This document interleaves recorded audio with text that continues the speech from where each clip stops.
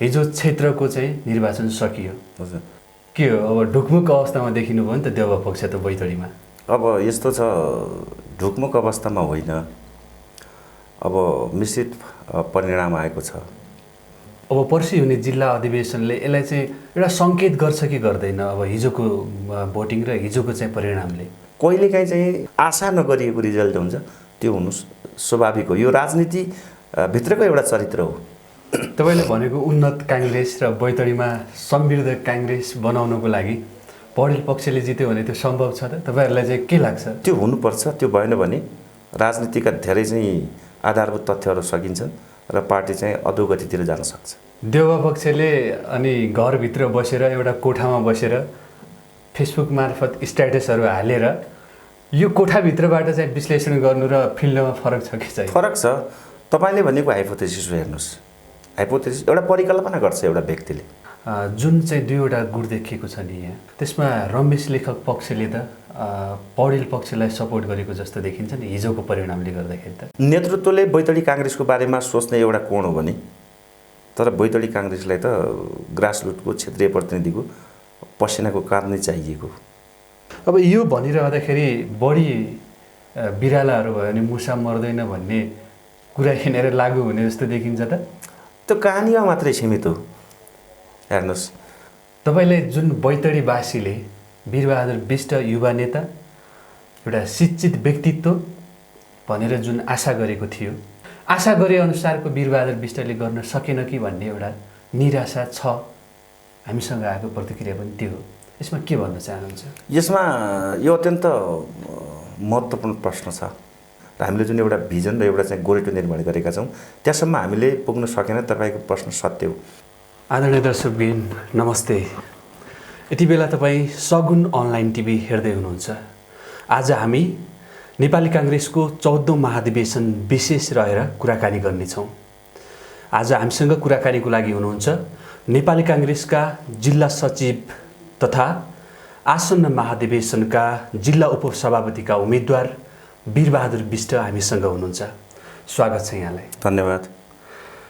हिजो क्षेत्रको चाहिँ निर्वाचन सकियो। हजुर तपाईँहरू त के हो अब ढुकमुक अवस्थामा देखिनु भयो नि त देउवा पक्ष त बैतडीमा। अब यस्तो छ, ढुकमुक अवस्थामा होइन, अब मिश्रित परिणाम आएको छ र जिल्ला अधिवेशनको हामी नजिक आइपुग्दा शिवराज भट्टको नेतृत्व भएको जुन टिम छ, जुन उम्मेदवार साथीहरू हुनुहुन्छ, उहाँले चाहिँ चुनाव जित्नुहुन्छ। यो कुरामा म ढुक्क छु।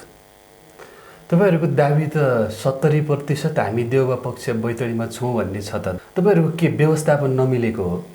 व्यवस्थापन नमिलेको भन्दा पनि के हुन्छ भने नेपाली काङ्ग्रेसको विधानले जसरी चाहिँ पार्टीका संरचनाहरू खडा गरेको छ र नेतृत्व छनौट गर्ने जुन विधिहरू गरेको छ त्यसमा धेरै किसिमको चाहिँ कम्पोनेन्टहरूले चाहिँ भूमिका खेलेको हुन्छ। जस्तो वार्डको निर्वाचन हुँदा एउटा खालको हुन्छ, पालिका हुँदा एउटा हुन्छ र प्रदेश अधिवेशन हुँदा एउटा हुन्छ र जिल्ला अधिवेशन हुँदा एउटा खालको हुन्छ।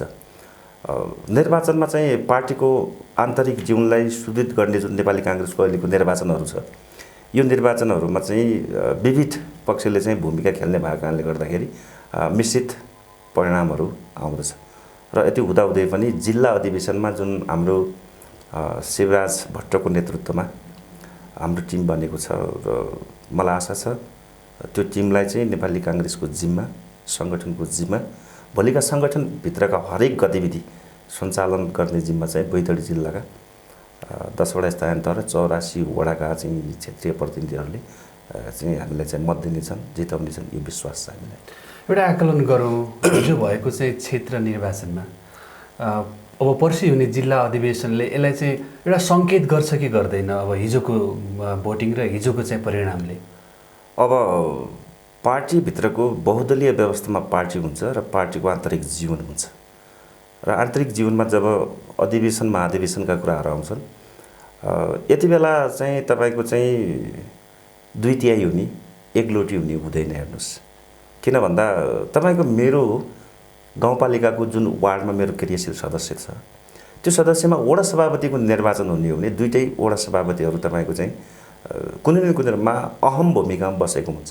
त्यस अर्थले के हो भने कहिलेकाहीँ प्राविधिक रूपले अन्य कारणले पनि एउटा जित्ने एउटा हार्ने हुन्छ, तर जित्दै गर्दाखेरि ऊ सर्वश्रेष्ठ नै हो र हार्दै गर्दाखेरि उसको कम भूमिका हुन्छ भन्ने कुराले गर्दा। त्यसैले तपाईँलाई प्रश्न थाहा छ निर्वाचन प्राविधिक पक्ष हो र प्राविधिक पक्षका पनि थुप्रै कम्पोनेन्ट हुन्। त्यसैले चाहिँ कहिलेकाहीँ चाहिँ तल अलि अनपेक्षित जो चाहिँ आशा नगरिएको रिजल्ट हुन्छ त्यो हुनु स्वाभाविक हो। यो राजनीति भित्रको एउटा चरित्र हो।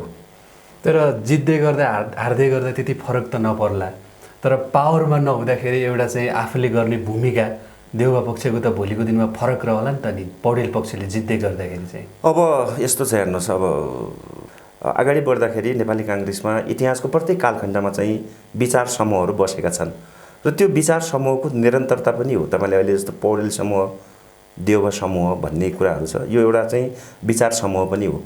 र राजनीतिमा एउटा कुरा चाहिँ सत्य के हो भने विश्व राजनीतिक इतिहासले चाहिँ प्रमाणित गरेको कुरा के हो भने राजनीतिमा वाद हुन्छ, विवाद हुन्छ, छलफल हुन्छ, अन्तर्क्रिया हुन्छ, रियाक्सन र चाहिँ एन्टी रियाक्सनहरू हुन्छन्। यो नै राजनीतिको विकास गर्ने सबैभन्दा महत्त्वपूर्ण मियो हो। त्यसैले व्यक्तिगत समूह भयो भने पार्टी नकारात्मक दिशातिर जान सक्छ, तर वैचारिक समूह नेपाली काङ्ग्रेसलाई उन्नत पार्टी कसरी बनाउन सकिन्छ, नेपाली काङ्ग्रेसलाई 21औं शताब्दी अनुकूलको राजनीतिक सङ्गठन कसरी विस्तार गर्न सकिन्छ र विशेष गरिकन नेपाली समाजले अहिले उठाएका विषयवस्तुलाई सम्बोधन गर्ने पार्टीको रूपमा कसरी चाहिँ विकास गर्न सकिन्छ भने यति बेला विचार समूह भने यसले धेरै फरक पर्दैन। तर व्यक्तिवादी चिन्तन र व्यक्तिको गुट भयो भने यसले चाहिँ पार्टीभित्र नकारात्मक असर पर्दछ। तपाईँले भनेको उन्नत काङ्ग्रेस र बैतडीमा समृद्ध काङ्ग्रेस बनाउनको लागि पौडेल पक्षले जित्यो भने त्यो सम्भव छ त? तपाईँहरूलाई चाहिँ के लाग्छ? हामी लोकतन्त्रवादी मान्छे, लोकतन्त्रका जति पनि विश्वव्यापी मान्यताहरू छन् त्यो विश्वव्यापी मान्यतालाई विश्वास गर्ने मान्छे। लोकतन्त्रका दुईटै विधि छ नेतृत्व ल्याउने, कि सहमति कि चाहिँ प्रतिस्पर्धा निर्वाचन हुनु जरुरी छ। सटिकमा भन्दाखेरि त्यो दूरदर्शिता होला कि नहोला पौडेल पक्षमा जित्यो भनेपछि भन्न खोजेको मात्रै हो। यहाँ मैले सर्ट उत्तर चाहेको हजुरबाट के हुनसक्छ? त्यो हुनुपर्छ। त्यो भएन भने राजनीतिका धेरै चाहिँ आधारभूत तथ्यहरू सकिन्छन् र पार्टी चाहिँ अधोगतितिर जान सक्छ। अब आज र भोलि एक दिन मात्रै रह्यो तपाईँहरूसँग, यो बिचमा पनि के तयारी गर्न सक्ने, तपाईँहरूले व्यवस्थापन गर्न सक्ने के रहन्छ कि रहँदैन त्यो समय? अब यस्तो छ, नेपाली काङ्ग्रेस पार्टीभित्रका हरेक गतिविधिहरूमा चाहिँ हामी संलग्न भएका छौँ, त्यो पनि तयारी हो। अब यसलाई चाहिँ जिल्ला अधिवेशनलाई कसरी व्यवस्थित गर्न सकिन्छ, कसरी मर्यादित गर्न सकिन्छ र अधिवेशनका मार्फत नेपाली काङ्ग्रेस बैतडीको सङ्गठनलाई कसरी राम्रो बनाउन सकिन्छ भन्ने किसिमको जुन नीतिका कुराहरू छन् यो चाहिँ महत्त्वपूर्ण हो र त्यो सकिन्छ। परिणाम के हुन्छ त्यो आफ्नो ठाउँमा छ, तर लोकतान्त्रिक चरित्रलाई चाहिँ अक्षरशः व्यवहार लागू गर्नुपर्दछ, त्यो मेरो बुझाइ हो। देउवा पक्षले अनि घरभित्र बसेर एउटा कोठामा बसेर फेसबुक मार्फत स्ट्याटसहरू हालेर यहीँ आएर तपाईँहरूकै साथीहरूले हामी 70% जित्छौँ, 300 मतान्तरले हामी जित्छौँ भनेका हिजो अस्तिकै हाम्रो चाहिँ कार्यक्रमहरूमा भनेका चिजहरू छन्। यो कोठाभित्रबाट चाहिँ विश्लेषण गर्नु र फिल्डमा फरक छ कि चाहिँ? फरक छ। तपाईँले भनेको हाइपोथेसिस हो। हेर्नुहोस्, हाइपोथेसिस एउटा परिकल्पना गर्छ एउटा व्यक्तिले, सोध्छ कि अब अधिवेशनमा के हुन्छ र कुन उम्मेदवार विजयी हुन्छ भन्ने, त्यो हाइपोथेसिस हो। तर अहिले बैतडीको चाहिँ अधिवेशनहरू हेर्दा तलको क्षेत्रीय प्रतिनिधि छ जसले चाहिँ सिङ्गो काङ्ग्रेसको एउटा संरचना निर्माण गर्दैछ बैतडीमा, त्यसले चाहिँ मिक्सिङ फेजको अति पार्टीका जुन यो गुट उपगुट भन्ने कुरा छ यसलाई चाहिँ मिलाउनेतिर अलिकता सामूहिक नेतृत्व कलेक्टिभ लिडरसिपतिर लानु खोजेको हो कि भन्ने बैतडीमा त्यो खालको महसुस हुँदैछ। अब आज चाहिँ भोलि चाहिँ तपाईँहरूको चाहिँ कति बजेदेखि चाहिँ उद्घाटन सत्र हुन्छ अनि पर्सिको चाहिँ भोटिङ कसरी हुन्छ अनि यो प्रक्रियाहरू के छ तपाईँहरूको चाहिँ? अब सम्पूर्ण प्रतिनिधिहरूले पनि यो कार्यक्रम हेरिरहेको होला। अब उद्घाटन भनेको जिल्ला कार्य समितिको राजनीतिक निर्णय हो, त्यो हामी गर्छौँ भोलि कति बजे उद्घाटन गर्ने भन्ने कुरा, र बाँकी चाहिँ निर्वाचन गर्ने भनेको निर्वाचन आयोगको कुरा हो। अब प्रदेशको निर्वाचन सकिएको छ, त्यसपछि जिल्लाको चाहिँ अधिवेशनमा चाहिँ मनोनयन पत्र दर्ता गर्ने, दाबी बिजुरी प्रकाशन गर्ने, मतदाताहरूको नामावली प्रकाशन गर्ने कुरा त त्यो निर्वाचन आयोगले गर्छ र मेरो विचारले त्यो गरिरहेको छ जस्तो मलाई लाग्छ। जुन चाहिँ दुईवटा गुट देखिएको छ नि यहाँ, दुईवटा पक्ष देखिएको छ, त्यसमा रमेश लेखक पक्षले त पौडेल पक्षलाई सपोर्ट गरेको जस्तो देखिन्छ नि हिजोको परिणामले गर्दाखेरि त। अब व्यक्ति स्वतन्त्रता हुन्छ। हेर्नुहोस्, काङ्ग्रेसको आदर्शमा वैयक्तिक स्वतन्त्रता, राजनैतिक स्वतन्त्रताको कुराहरू हुन्छ, मत हाल्ने अधिकार हुन्छ। नेपाली काङ्ग्रेसले अहिलेसम्म लडेको नै व्यक्तिको वैयक्तिक स्वतन्त्रताको लागि हो। अब नेताजीहरूले चाहिँ बैतडी काङ्ग्रेसलाई कसरी राम्रो बनाउन सकिन्छ अथवा कसलाई सपोर्ट गर्न सकिन्छ उहाँहरूको नितान्त व्यक्तिगत कुरा हो। त्यो एउटा तर त्यो स्वतन्त्रता त एउटा कुरा भयो, तर स्वतन्त्रता एउटा रुल पनि त होला नि त भित्र। अनि चाहिँ पार्टीगत अनि गुट देखिसक्यो भनेपछि त्यो आफ्नो पक्षलाई बचाउने, आफ्नो पक्षलाई संरक्षण गर्ने, भोलिको राजनीति पनि हेर्ने नेतृत्वले बैतडी काङ्ग्रेसको बारेमा सोच्ने एउटा कोण हो भने, तर बैतडी काङ्ग्रेसलाई त ग्रासरुटको क्षेत्रीय प्रतिनिधिको पसिनाको काम नै चाहिएको। त्यसैले नेपाली काङ्ग्रेस पार्टीभित्रका गाउँ स्तरका मान्छेहरू, नेतृत्वमा बसेकामा क्षेत्रीय प्रतिनिधिहरूले चाहिँ सञ्चालित भन्दा पनि स्वचालित छन्। त्यसैले उनीहरू आफ्नो पार्टीको बारेमा, आफ्नो नेताको बारेमा उनीहरू निर्णय गर्न सक्षम छन्। उनले नेपाली काङ्ग्रेस बनाउनका लागि अत्यन्त ठुलो दुःख छ, सङ्घर्षको एउटा श्रृङ्खला छ, ठुलो पसिना बगाएको छ। त्यसैले सञ्चालित होइनन्, स्वचालित हिसाबले बैतडी काङ्ग्रेसको नेतृत्व छान्न सक्षम छन् जस्तो मलाई लाग्दछ। पर्सिउने भोटिङमा यदि जातीयताले काम गरेन अथवा क्षेत्रीयता भेगीयताले काम गरेन भने देउवा पक्षले सभापति सहितको टिम जित्ने सम्भावना कतिको देख्नुहुन्छ? मैले त मत परिणामको आधारमा पनि मैले तपाईँलाई अघि भने मतको र समितिको, प्रदेश समितिको निर्वाचन भएको छ, त्यसमा चाहिँ स्वरूपहरू फरक हुन्छ। हेर्नुहोस्, जिल्ला अधिवेशनको एउटा खालको हुन्छ, त्यहाँको एउटा खालको हुन्छ, परिवेशहरू हुन्छ, मानवीय स्वभाव पनि हो मत हाल्ने कुराहरूमा, काङ्ग्रेस राम्रो बनाउने कुराहरूमा। तपाईँले भनेको जति पनि कम्पोनेन्टले नेपाली काङ्ग्रेसको टोटल स्फियरलाई इन्फ्लुएन्स गर्ने हो भन्ने कुरा म टोटल रूपमा इन्कार त गर्दिनँ। कुनै न कुनै रूपमा कहीँबाट त्यसको इन्फ्लुएन्स त्यसले प्रभावित गर्ने कोसिस गर्छ। तर सिङ्गो काङ्ग्रेस बनाउने कुरामा अहिले नेतृत्व शिवराज भट्टको नेतृत्व चाहिँ बैतडी काङ्ग्रेसमा जिताउनका लागि त्यो धेरै कम्पोनेन्ट त्यति धेरै चाहिँ रोल प्ले गर्छ, त्यति धेरै महत्त्वपूर्ण हो जस्तो मलाई लाग्दैन। तपाईँ एउटा जिल्ला कार्य समितिको जिम्मेवार पदमा पनि हुनुहुन्छ। तपाईँलाई दुई पक्षमा हेर्दाखेरि, नेता तथा कार्यकर्ता बौद्धिक हिसाबले सबै चिजबाट हेर्दाखेरि कुन पक्ष बलियो हो अथवा चाहिँ हामी के आधारमा बलियो छ भन्ने लाग्छ तपाईँहरूलाई? पहिलो कुरा त के हो भने शिवराज भट्ट समूहका मान्छेहरू चाहिँ बैतडी काङ्ग्रेसको सुरुदेखि लागेको र पार्टीका लागि काम गरेका मान्छे हुन्। शिवराज भट्ट आफू पनि विद्यार्थी राजनीतिका मार्फत कङ्ग्रेस प्रवेश गरेका हुन्। उनी आफ्नो समयका शिक्षित मान्छे पनि हुन् र उनले चाहिँ जीवनको कुनै पनि गोरेटोमा काङ्ग्रेसको यात्रालाई उहाँले रोक्नु भएन। त्यसर्थले चाहिँ उहाँ पहिलोपटक पनि पार्टी सभापति भइसक्नु भएको थियो, एकपटक पार्टी सभापति हुनुहुन्थ्यो र फेरि पनि उहाँले चाहिँ बैतडी काङ्ग्रेस लिग आउट भएको छ। पहिलेको जस्तो नेपाली काङ्ग्रेसको आन्तरिक राजनीति परम्परा र काङ्ग्रेसको र जनता बिचका सम्बन्धहरू, हाम्रा चाहिँ काङ्ग्रेसभित्रका चाहिँ भातृ सङ्गठनका चाहिँ गतिविधिका कुराहरू, स्वयं पार्टीभित्रको थुप्रै गतिविधिहरूलाई चाहिँ अझ म थप सुदृढ गर्छु र काङ्ग्रेस अलिकता पहिलाको जस्तो देखिएन, काङ्ग्रेस सुनियो मात्रै तर पहिलाको जस्तो देखिएन भन्ने मनसायले उहाँले चाहिँ सभापतिमा चाहिँ तपाईँको दावा गर्नुभएको हो। र त्यसैले शिवराज भट्टको प्यानलमा चाहिँ म आफै उपसभापतिको उम्मेदवार छु, म वर्तमान सचिव पनि हो र त्यसर्थले चाहिँ हाम्रो अलि सिनियर पुस्ता र हामी जस्तो चाहिँ अलिकता भनौँ न बलियो टिम हामीसँग छ भन्ने छ, एकदम बलियो टिम छ, एकदम टिम छ, दाबी पनि हो। अब यो भनिरहँदाखेरि बढी बिरालाहरू भयो भने मुसा मर्दैन भन्ने कुरा यहाँनिर लागु हुने जस्तो देखिन्छ त? त्यो कहानीमा मात्रै सीमित हो। हेर्नुहोस्, काङ्ग्रेसको अग्रज पुस्ता र नेपाली काङ्ग्रेसका मार्फतबाट जितेका स्थानीय तहका सरकारका प्रमुखहरू र वडा अध्यक्षहरूको साथ चाहिँ शिवराज भट्टलाई छ र त्यति मात्रै होइन, नेपाली काङ्ग्रेसको भातृ सङ्गठनहरूका जिल्लाका प्रमुखहरू पनि शिवराज भट्टलाई साथ छ र उहाँले नेपाली काङ्ग्रेसका लागि ठुलो त्याग पनि गर्नुभएको छ, उहाँको समर्पण पनि हो।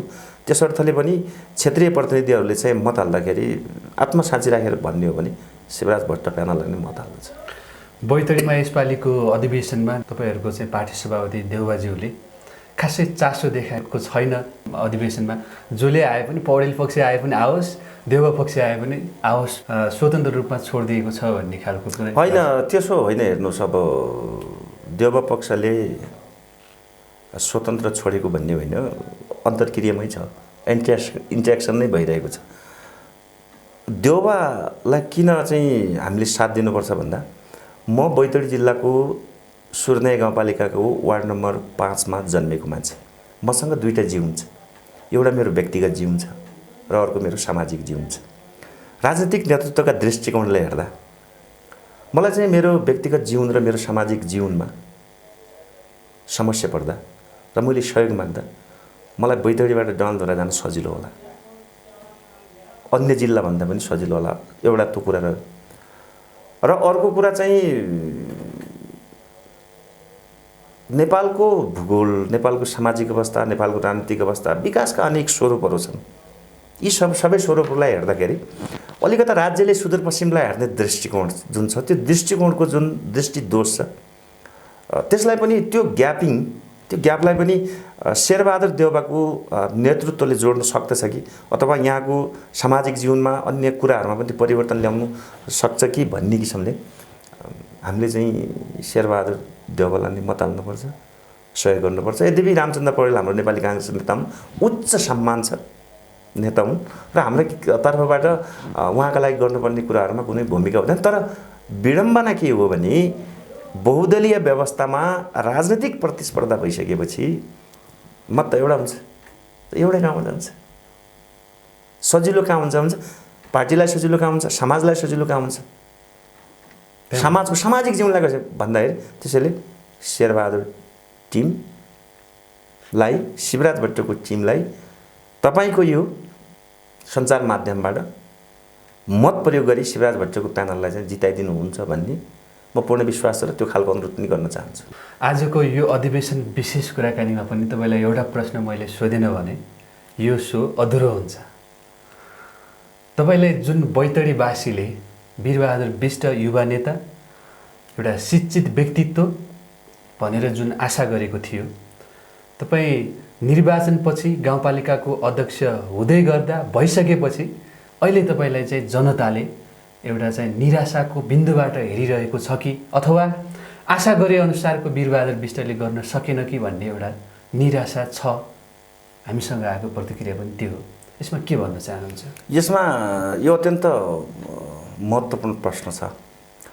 म लामो विद्यार्थी राजनीति गरेर पार्टी सङ्गठनमा छिरेको र त्यसपछि म गाउँपालिकाको अध्यक्ष भएँ।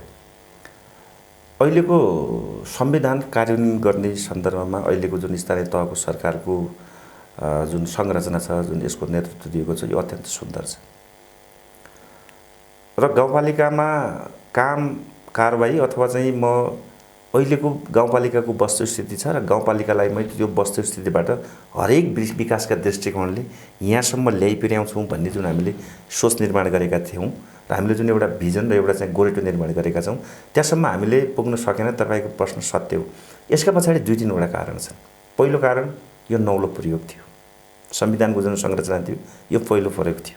अर्को कुरा, संविधानले 3टा सरकार जन्मायो, 3टा सरकारका अन्तर सम्बन्धहरू पनि जन्माइसकेपछि कतिपय कानुनका कुराहरूले हामीलाई अलमल पार्यो। जस्तो तपाईँ के छ भने, कान्छो सबैभन्दा पहिले जन्मने, माइलो र जेठो चाहिँ पछि जन्मने, निर्वाचन प्रणाली त्यो खालको आएको कारणले गर्दाखेरि कानुनको ठुलो अलमल रह्यो। र अर्को कुरा अनुभवविहीनता, हामीसँग अनुभव थिएन सरकार चलाउने कुराहरू, होइन। जस्तो सरकारको प्रमुख भइसकेपछि समाजको समग्र प्रक्रियालाई, सामाजिक प्रक्रियालाई, विकास निर्माणका समग्र प्रक्रियालाई चाहिँ कसरी अगाडि लाने भन्ने कुरामा हामीसँग त्यस्तो खालको अनुभव पनि थिएन। र जुन हामीले चाहिँ निर्णय गरेका थियौँ त्यो निर्णय कार्यान्वयन गर्ने जुन कार्यपालिका र जनताका बिचका जुन बीच जोड्ने जुन तपाईँको चाहिँ कर्मचारी तन्त्र थियो, त्यो कर्मचारी तन्त्रको पनि अत्यन्त ठुलो अभाव थियो, त्यसैले पनि गर्न सकिएन। र चौथो कुरा, जसले संसार हल्लाए, विश्व हल्लाए, कोभिड, त्यसले गर्दाखेरि धेरै कुरा हामीले गर्न खोजेका कुरा पनि हामीले गर्न सक्यौँ भने हामीलाई जति अवसर थियो त्यतिकै चुनौतीहरू पनि थियो। र यो बिचमा हुँदै पनि हामीसँग उपलब्ध स्रोत साधनहरू र हामीसँग भएको बजेटको उपलब्ध हेरिकन हामीले चाहिँ केही कामहरू राम्रै गरेका छौँ, होइन। केही कामहरू अन द वे छन्, गर्ने प्रक्रियामा छौँ। यो विषयमा छोटोमा भनिदिनु होला। यो पछिल्लो अपडेट हेरेर अथवा योभन्दा अगाडिको काम हेरेर आशा गर्ने अथवा निराशा हुने कि अबको भविष्य हेरेर आशा लिने? आशा लिनुपर्छ। के कारणले आशा लिने? हामीले के हो भने गाउँपालिका सञ्चालन गर्दा गाउँपालिकाभित्रका कतिपय गतिविधिहरूलाई राम्रो ढङ्गले सञ्चालन पनि ल्याएका छौँ। कतिपय कुरा मैले भनेको तपाईँको जुन मैले रिजन दिएँ, अब तपाईँको योजना कुन योजनाको आधारमा तपाईँप्रति आशा गर्ने? छोटोमा भनिदिनु होला। यो प्रसङ्ग आज हामी छोटोमा टुङ्ग्याउने छौँ। पहिलो कुरा के हो भने नेपालको संविधान कार्यान्वयन गर्ने हो पहिलो नम्बर।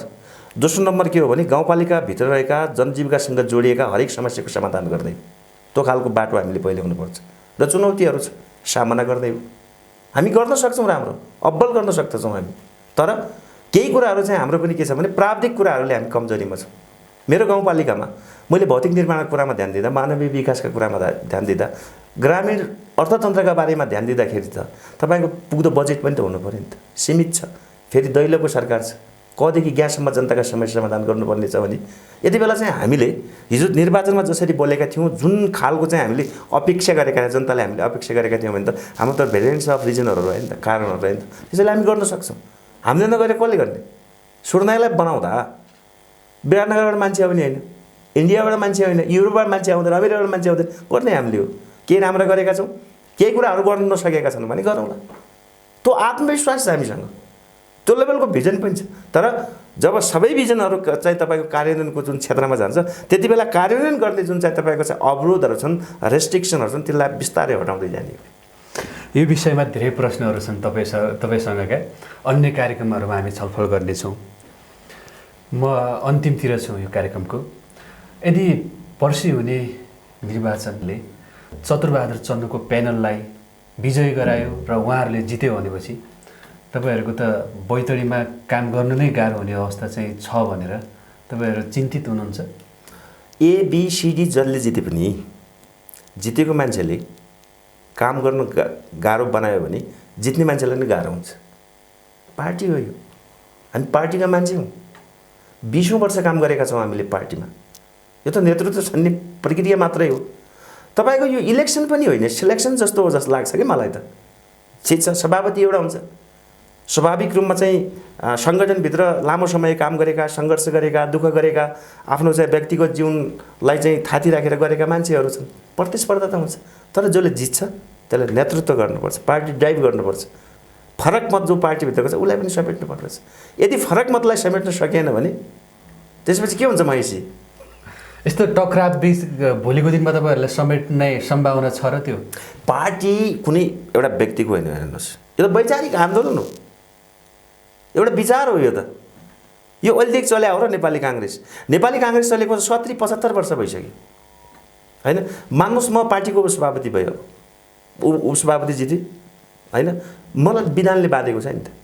मैले त विधानको परिधिभित्र लाग्छ। म लोकतन्त्रवादी मान्छे हो, म लोकतान्त्रिक मूल्य मान्यतामा विश्वास गर्ने मान्छे हो भने त विधानले त मलाई पार्टीको जिल्लाभरिको सङ्गठन सबलाई समान देख्नुपर्छ, सबलाई समेट्नुपर्छ, मिलाएर लानुपर्दछ। तपाईँको चाहिँ मैले चाहिँ फेरि पनि तपाईँले पहिला गरे जस्तो प्रश्न गऱ्यो भने त्यसपछि के हुन्छ? मलाई नै गाह्रो हुन्छ। राजनीति त अहिलेको जिल्ला अधिवेशन मात्रै हो नि त, लामो समय गर्नुपर्ने हुन्छ नि त। मैले भनेपछि त्यो खालको मनोविज्ञान आयो भनेपछि नेतृत्वलाई नै अप्ठ्यारो हुन्छ। हामी कार्यक्रमको अन्तिममा छौँ। सम्पूर्ण क्षेत्रीय प्रतिनिधिहरूलाई तपाईँको सन्देश के छ? म चाहिँ आसन्न नेपाली काङ्ग्रेस बैतडीको जिल्ला अधिवेशनको उपसभापति पदको उम्मेदवार र अहिले नेपाली काङ्ग्रेसको जुन अधिवेशन भइरहेको छ, नीति नेतृत्व छान्ने जुन कुरा भइरहेको छ र यसमा चाहिँ हामीले चाहिँ बैतडी काङ्ग्रेसको आन्तरिक जीवनलाई उज्जवल हुने गरिकन पार्टीलाई सबल सुदृढ र 21औं शताब्दीको पार्टीको अनुकूलन हुने गरिकन हामीले चाहिँ त्यसमा चाहिँ निर्णय गर्नुपर्दछ। र विशेष गरिकन अहिलेको जुन पार्टीभित्र देखिएका केही विकृतिका कुराहरू छन्, जस्ता गुटका कुराहरू छन्, यो कुरालाई चाहिँ परास्त हुने गरिकन सिङ्गो बैतडीको काङ्ग्रेसलाई कसरी एकजिक्का गर्न सकिन्छ र एउटा चाहिँ निर्णायक राजनीतिक दलको रूपमा चाहिँ रूपान्तरण गर्न सकिन्छ भन्ने हिसाबले चाहिँ हामीले चाहिँ नेतृत्वमा छान्नुपर्दछ। र यति बेला म बैतडी जिल्लाका सबै क्षेत्रीय प्रतिनिधि साथीहरू, वडा सभापतिहरू अनि पालिका सभापतिहरू र हाम्रो अग्रजलाई चाहिँ हाम्रो चाहिँ शिवराज भट्ट समूह चाहिँ ले चाहिँ बैतडी काङ्ग्रेसलाई राम्रो बनाउन सक्छ, बैतडी काङ्ग्रेसलाई चाहिँ सुदृढ गराउन सक्छ र बैतडी काङ्ग्रेसभित्र देखिएका विविध गतिविधिहरू र जोडिएका भातृ सङ्गठनहरूलाई समग्रमा चलायमान गर्न सकिन्छ। त्यसर्थले म उपसभापतिको नाताले अहिलेको वर्तमान पार्टी सचिवको नाताले शिवराज भट्ट समूहलाई तपाईँले अत्यधिक मतदान गरिकन विजयी गराइदिनु हुनेछ भन्ने आशा राख्न चाहन्छु। धन्यवाद। जय नेपाल।